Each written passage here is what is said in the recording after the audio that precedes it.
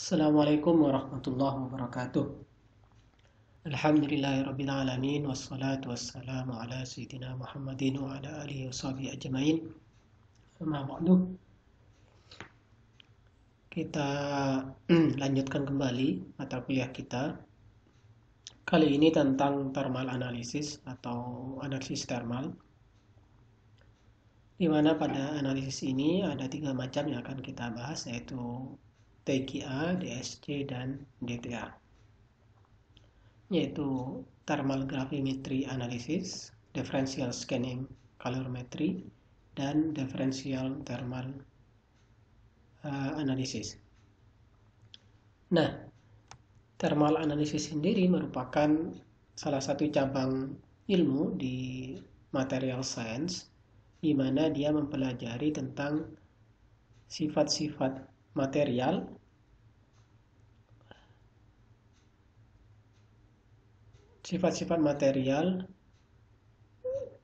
terhadap perubahan temperatur, yaitu bagaimana sifat material ketika diberi temperatur yang berbeda.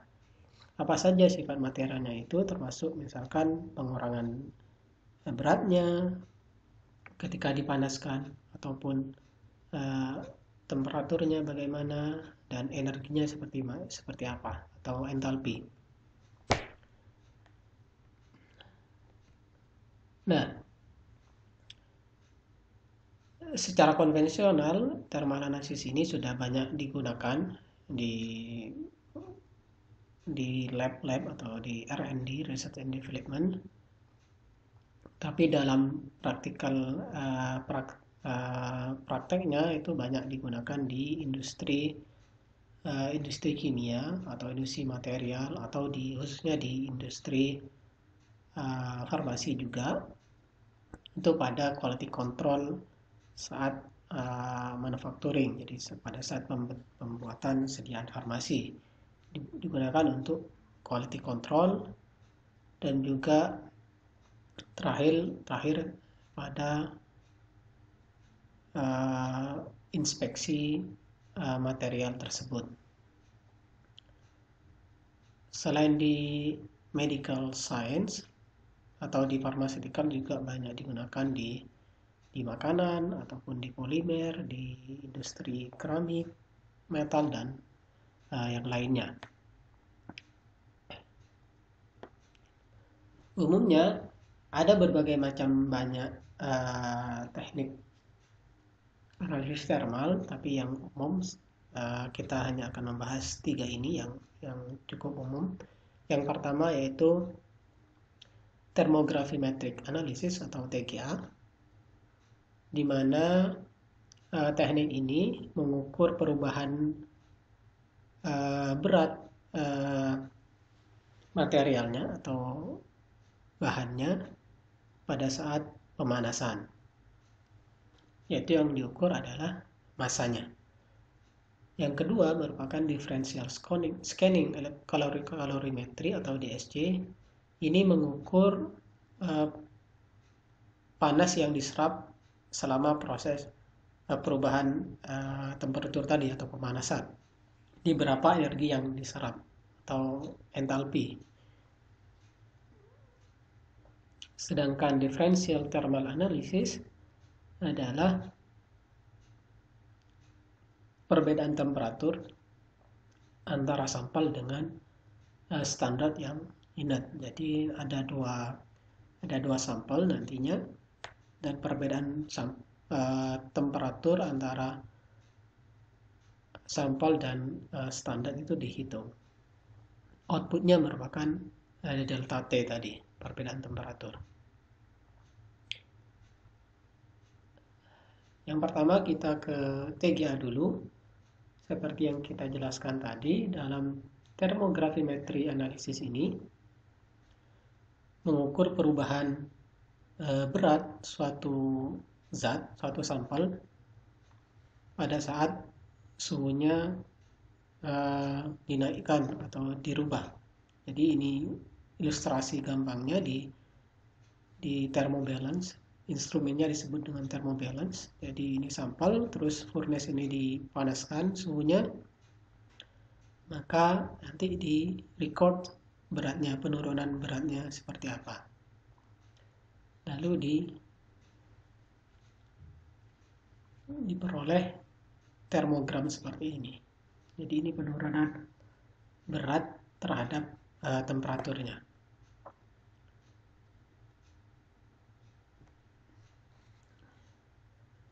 Nah, seperti yang tadi juga ini microbalance-nya, ini adalah thermobalance-nya, ini pemanasnya. Ini juga atmospheric control, bisa di suhu, bukan suhu, gasnya bisa udara, bisa vakum berupa nitrogen atau hidrogen ataupun yang lainnya. Ini sampel holdernya, jadi tempat sampelnya. Jadi ketika dipanaskan, penurunan sampelnya nanti direkam. Ini grafiknya nanti bisa terhadap waktu, masa terhadap temperatur, atau terhadap waktu. Kalau temperaturnya konstan, misalkan temperaturnya dibuat konstan, misalkan 200 derajat Celcius, lalu dibiarkan sampai berapa lama. Jadi nanti sumbu X-nya adalah waktu. Nah, ini contoh termogramnya.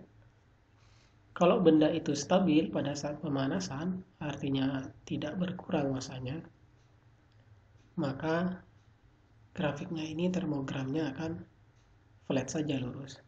Tapi kalau misalkan dia ada pengurangan massa, di mana itu misalkan dia menguap, melting, ataupun yang lainnya, ini ada yang hilang massanya, maka grafiknya akan turun seperti ini. Jadi ada macam-macam grafik termogramnya. Yang ini yang pertama juga flat tadi, berarti tidak ada pengurangan massa. Kalau seperti ini berarti massanya langsung turun. Kalau seperti ini turun satu kali massanya, lalu stabil lagi. Kalau berkali-kali turun, ini berarti dia satu komponen lepas ataupun menguap atau hilang, baru stabil sebentar, dia komponen lainnya hilang lagi, dan begini. Kalau naik seperti ini berarti terjadi reaksi oksidasi, jadi massanya malah bertambah. Sama seperti ini, terjadi oksidasi tapi dia turun kembali.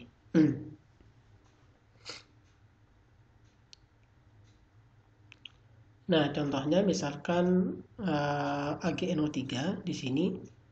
Ini kita lihat termogramnya. Ini A sama B, dia tidak ada perubahan dari antara suhu 100 sampai 400, dia tidak ada, stabil saja, tidak ada perubahan masanya, artinya ya stabil di suhu sampai kurang lebih 300 sekian.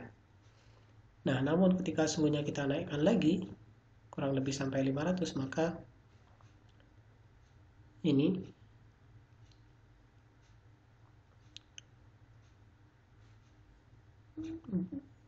sebagian persen masanya dia akan hilang ataupun berkurang ketika suhunya semakin dinaikkan, dan kembali stabil lagi di antara C sama D ini.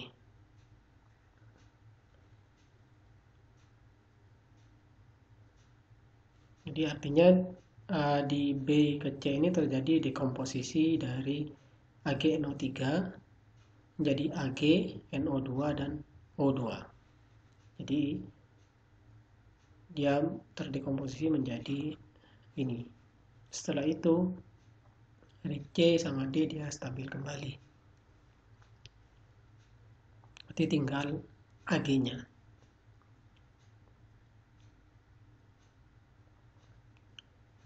Nah, ini contoh thermal analisis dari kalsium karbonat CaCO3 dengan perbedaan atmosfer tadi. Jadi atmosfernya bisa dirubah-rubah, bisa dengan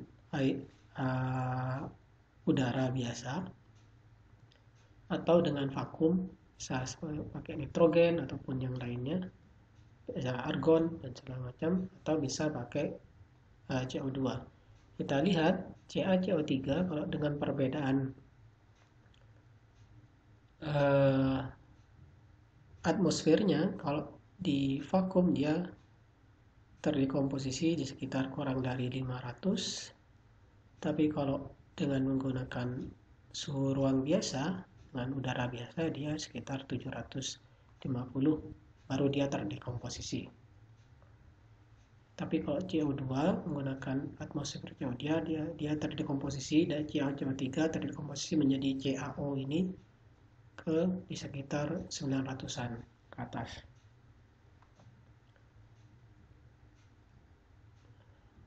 Nah, contohnya misalkan dalam industri makanan, farmasi, ataupun yang lainnya, dia digunakan untuk menentukan kandungan air atau bond. Ada unbound water, itu adalah air yang terikat dan air yang tidak terikat pada susu magnesia atau MOM.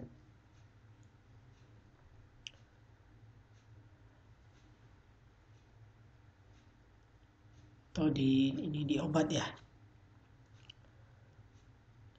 Nah, ini bisa digunakan untuk mengukur, menentukan bond water and unbound water itu adalah air yang terikat dengan suspensi dan yang memang tidak terikat dengan suspensinya. Atau juga bisa digunakan untuk menentukan mana yang generik atau yang merek dari suatu produk. Jadi atau bisa juga digunakan mana yang palsu ataupun yang asli dari satu produk dengan menggunakan analisa thermal gravimetri ini. Seperti ini. Jadi atau juga bisa digunakan, kita punya sampel baru, kita bisa bandingkan dengan reference-nya. Jadi kalau kita punya sampel baru, kita bisa gunakan dengan reference yang sudah ada.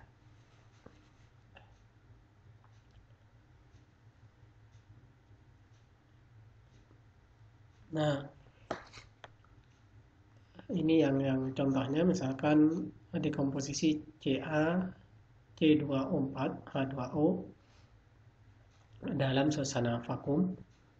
Jadi unbound free water yang tidak terikat ke suspensinya itu akan terevaporasi pada saat suhu ruang. Jadi yang ketika gas ini vakumnya dialirkan, maka yang unbound waternya itu juga akan hilang sendirinya. Nah, sedangkan yang bound water, yang air yang terikat ataupun kandungan air yang terikat di sampel tersebut, itu akan terdekomposisi di sekitar 120 derajat Celcius. Jadi kalau kita lihat, ini adalah C2O4 H2O hidrat, ini dalam bentuk padat. Ketika dia dipanaskan pada suhu 100 kurang 25 kurang lebih, maka airnya akan lepas, akan terdekomposisi, tinggal CaC2O4 antara 226 sampai 346, dia stabil di atas suhu ini. Maka dia akan terjadi pengurangan berat berkali-kali. Yang pertama dia menjadi CaCO3, setelah itu baru menjadi CaO. Jadi bertahap pengurangannya.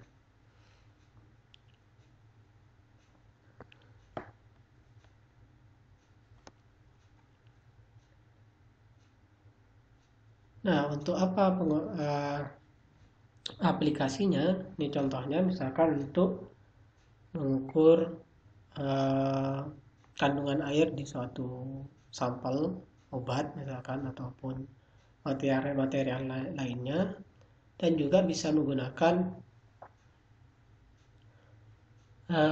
analisa untuk komponennya, jadi komposisinya apa saja dengan melihat ini multi stage ini pengurangan. Dengan seperti ini kita bisa lihat komposisinya di sampel ini terhadap suhu dia terjadi pengurangan massa materialnya.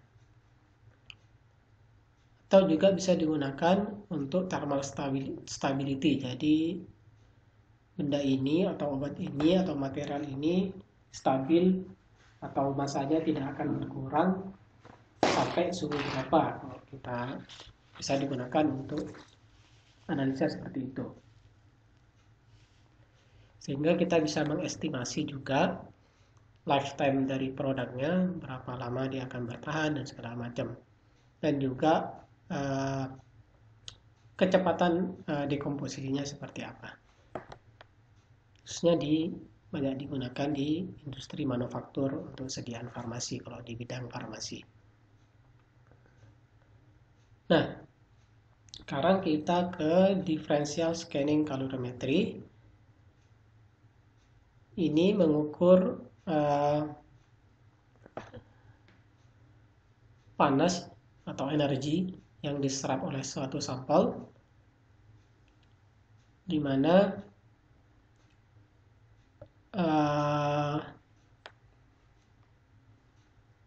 lalu dibandingkan dengan reference seperti ini. Nanti ada dua fenomena secara umum. Kalau endothermic itu sampel menyerap panas, kalau exothermic maka sampelnya yang mengeluarkan heat, panas. Jadi kalau exothermic panasnya mengalir keluar sampel, tapi kalau endothermic panasnya ini akan mengalir ke sampel atau sampel menyerap panasnya. Nah, berapa heat flow ini yang diukur nanti dan dibandingkan dengan reference atau standar berupa material inert, bisa alumina, bisa ada yang lain-lain. Jadi dalam DSC ini yang diukur adalah, kalau tadi masanya adalah jumlah panas yang diserap atau yang digunakan untuk meningkatkan temperatur sampel. Jadi perbedaan jumlah panas yang digunakan untuk meningkatkan temperatur sampel dan reference terhadap temperaturnya. Jadi kalau nanti peaknya kurang lebih seperti ini termogramnya, jadi kalau dia ke bawah berarti endothermic, menyerap panas. Kalau peaknya ke atas dia melepas panas atau exothermic.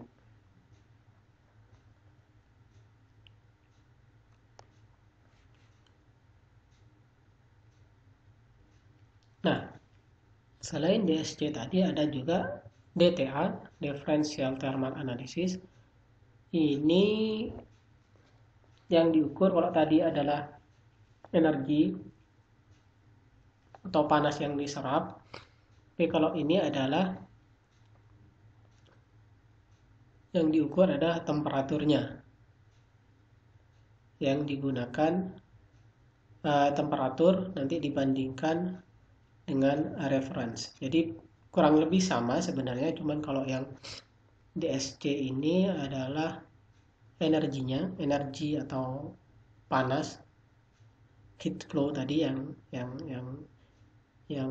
diukur, tapi kalau di sini adalah temperaturnya. Jadi hampir sama fenomenanya juga exothermic dan endothermic.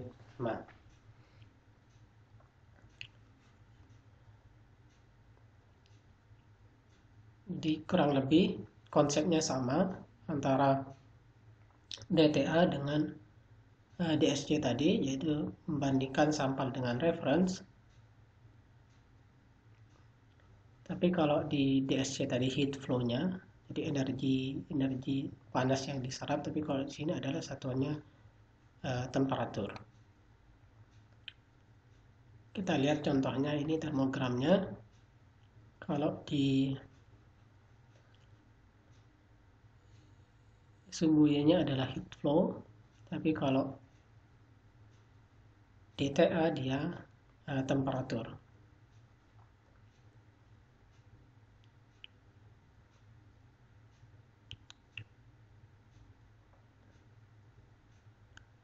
Nah, DTA ini juga bisa dikombinasikan atau dikonfirmasi dengan TGA, atau TGA dikonfirmasi dengan TGA dikonfirmasi dengan DTA. Bisa juga, misalkan kita punya sampel seperti ini, nanti terjadi dekomposisi di pengurangan massa di TG tadi yang pertama. Nah, di termogram DTA-nya dia terjadi endotermic, atau kalau ke bawah dia berarti terjadi dekomposisi atau melting juga pada suhu sekian. Dia mulai turun masanya sampai ini kurang lebih rata-ratanya di sini, sehingga terjadi penurunan massa di sini, dan delta T-nya ini ke bawah seperti ini, berarti endotermic.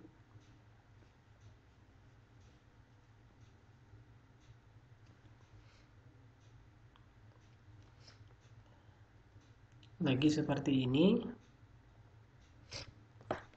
misalkan kita punya ini reference, ini delta T-nya seperti ini. Nah, ketika terjadi perbedaan antara reference dengan sampel, dia ini melting peak, dia turun ke bawah seperti ini, ke bawah melting. Kok yang turun seperti ini, terus ke bawah terjadi dekomposisi. Nah, salah satu aplikasi dari DTA ini atau DSC juga adalah untuk menentukan sifat-sifat atau perilaku thermal dari suatu sampel. Begitu juga komposisinya. Jadi dari pengukuran thermal ini kita juga bisa mengetahui komposisinya, dalam artian dia murni ataupun campuran ataupun segala macam, sehingga kita bisa melihat kemurnian dari suatu sampel tersebut. Misalkan contoh ini, misalkan dia ada produk phenacetin.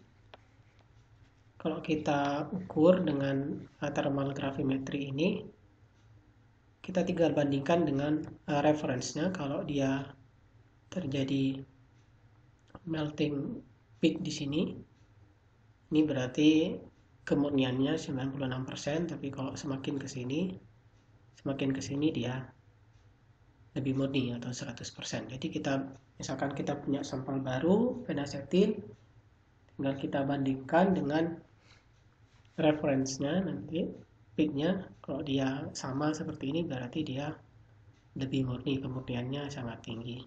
Atau misalkan seperti ini, dia kemurniannya kurang lebih 96%.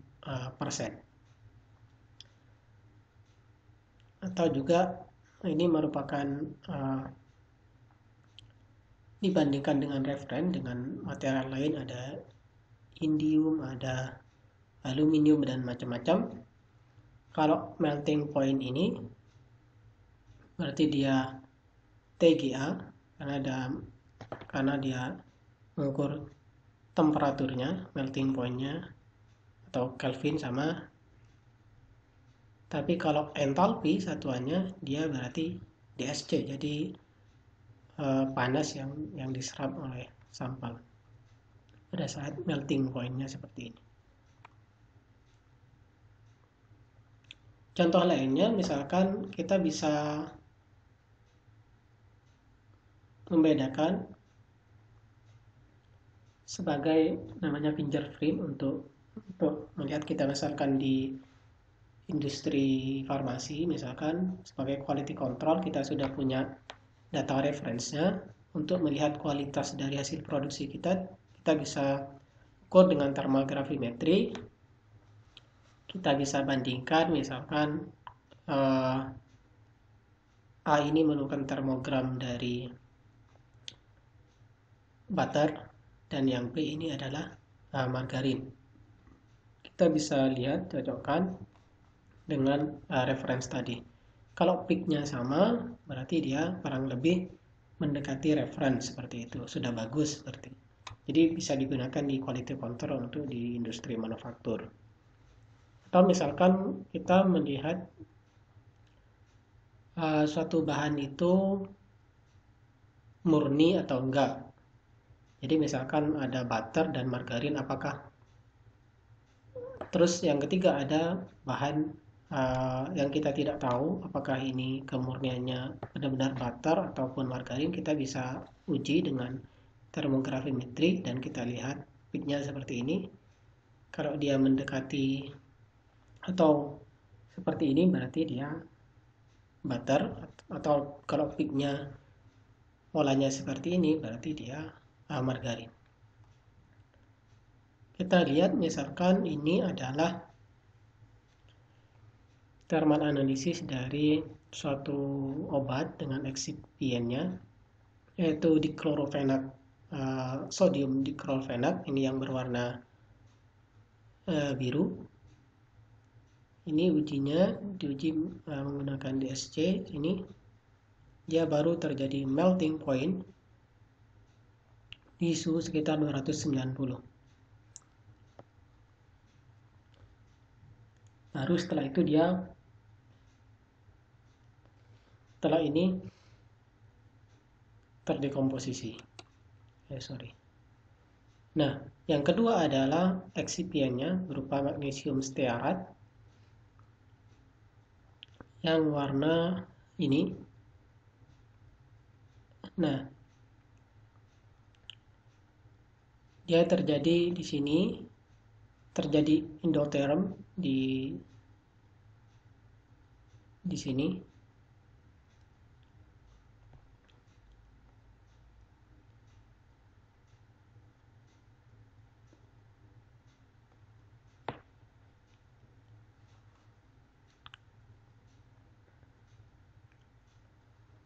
Ini yang ke atas endotherm ya, jadi bisa dibalik. Yang di contoh ini yang ke atas endotherm, yang ke bawah adalah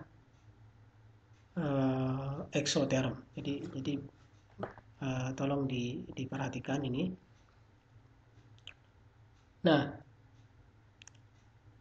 ini terjadi endotherm di sekitar 76 sampai 114.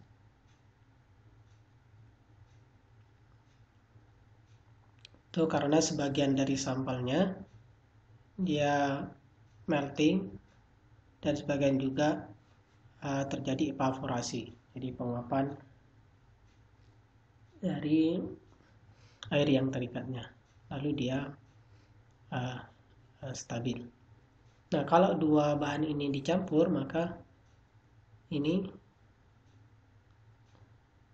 antara diclorofenac dan magnesium stearat ini dicampur, maka kita lihat ini di peak seperti sebelah daerah sini dia menunjukkan stearatnya, dan juga terdapat peak di daerah sini, dia sedikit bergeser, dia menunjukkan kandungan dari diclorofenacnya.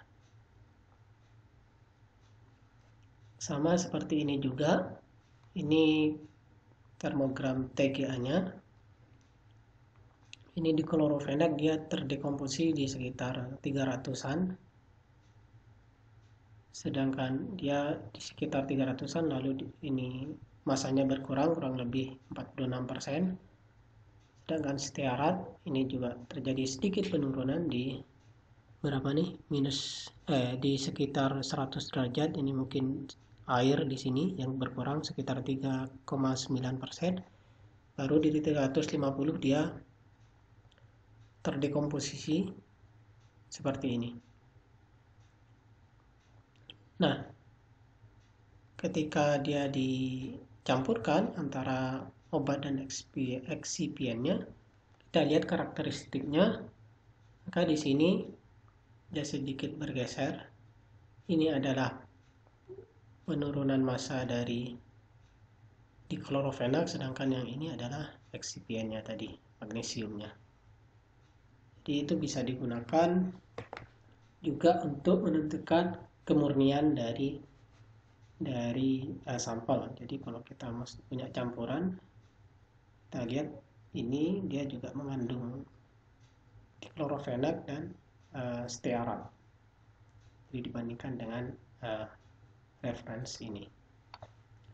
Kurang lebih seperti itu. Mudah-mudahan bermanfaat. Saya tutup. Assalamualaikum warahmatullahi wabarakatuh.